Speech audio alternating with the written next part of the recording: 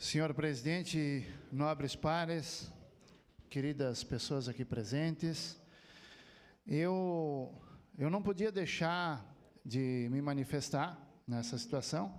Em primeiro lugar, quero parabenizar, sim, a vereadora Sandra. A intenção, vereadora, ela é muito boa. A intenção da senhora é muito boa. Mas a questão toda é que existe um precedente clássico, aonde que o Senado e o Congresso derrubaram o veto, derrubaram o IOF, tá? Votaram contra a criação do imposto do IOF, que era um decreto do presidente Lula.